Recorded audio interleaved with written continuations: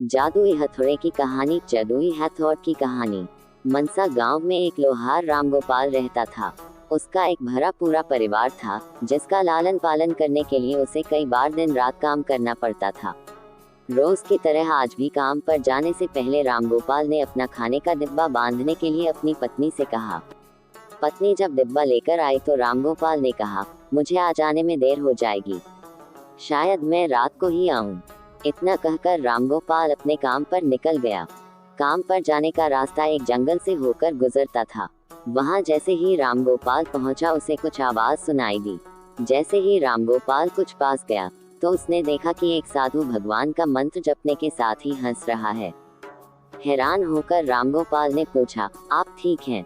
उस साधु को रामगोपाल नहीं जानता था, लेकिन साधु ने एकदम से उसका नाम लेकर कहा, आओ रामगोपाल बेटा, मैं तुम्हारा ही इंतजार कर रहा था। मैं भूखा हूँ, मुझे अपने खाने के डिब्बे से कुछ खिला दो। बाबा से अपना नाम सुनकर रामगोपाल हैरान था, लेकिन उसने कोई सवाल नहीं किया और सीधा अपना खाने का डिब्बा निकालकर उन्हें दे दिया। देखते ही देखते बाबा ने रामगोपाल का सारा खाना खा लिया। उसके बाद उस साधु ने कहा, बेटा मैं तो सारा खाना खा गया, अब तुम क्या खाओगे? मुझे माफ करना। रामगोपाल ने कहा, कोई बात नहीं बाबा, मैं काम के लिए बाजार जा रहा हूँ, तो मैं वहीं कुछ खा लूंगा।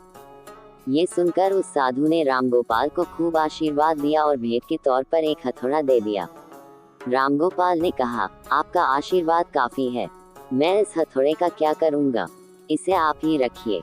साधु ने जवाब देते हुए कहा, बेटा यह मामूली हथौड़ा नहीं है, ये जादुई हथौड़ा है जो मेरे गुरु ने मुझे दिया था और अब मैं तुझे दे रहा हूँ, क्योंकि तुम्हारा दिल साफ है।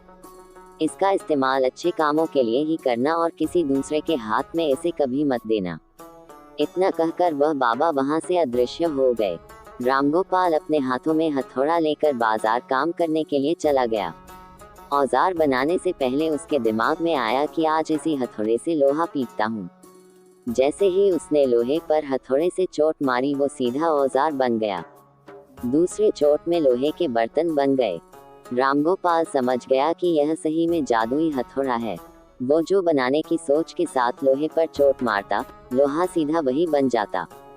जादुई हथौड़े की वजह से रामगोपाल का काम जल्दी खत्म हो गया और वो अपने साथ ही उस जादुई हथौड़े को घर ले गया। इसी तरह रोज रामगोपाल उस हथौड़े से जल्दी काम खत्म कर लेता और कई बार ज्यादा बर्तन बनाकर उन्हें गांव के लोगों को भी बेच देता था। धीरे धीरे उसके घर के हालात पहले से कुछ ठीक होने लगे। एक दिन गांव का मुखिया उसके घर आया और बोला, हम गांव वालों को शहर जाने में बहुत ज्यादा समय लगता है, क्या तुम अपने हथौड़े से गांव और शहर के बीच आने वाला एक पहाड़ तोड़ने में मदद करोगे? इससे बीच में एक सड़क बना लेंगे और गांव से शहर का सफर आसान और छोटा हो जाएगा। मुखिया की बात सुनकर रामगोपाल ने उस जादुई हथौड़े से उस पहाड़ को तोड़ दिया। मुखिया और गांव के लोग बहुत खुश हुए और उसे खूब शाबाशी दी। पहाड़ तोड़ने के बाद घर लौटते समय लोहार के मन में हुआ कि इस जादुई हथौड़े से मेरा काम जल्दी हो जाता है, लेकिन कुछ ज्यादा फायदा तो हो नहीं रहा है। इसी सोच में डूबे हुए लोहार घर जाने की जगह दुखी होकर जंगल की तरफ चला गया। उस जंगल में वही साधु बाबा लोहार को दोबारा दिखा। लोहार ने उन्हें अपने मन की सारी बातें बता दी। साधु ने कहा, इसका उपयोग सिर्फ औजार और बर्तन बनाने व पहाड़ तोड़ने तक सीमित नहीं है, इससे तुम अपने मन का कुछ भी बना सकते हो और किसी भी कठिन चीज को आसानी से तोड़ सकते हो। रामगोपाल ने अच्छे से साधु बाबा से उस जादुई हथौड़े को इस्तेमाल करने का तरीका सीखा। उसके बाद रामगोपाल ने बहुत धन कमाया। आज रामगोपाल एक अमीर आदमी बन गया है।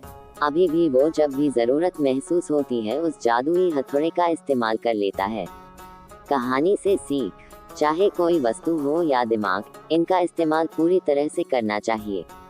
साथ ही अपने पास मौजूद सामान का मोल समझना जरूरी है। व्यर्थ हताश होने से काम नहीं बनता। दोस्तों, अगर आपको ये स्टोरी कहानी अच्छा लगा तो अपने दोस्तों के शेयर करें और कमेंट करना ना भूलें।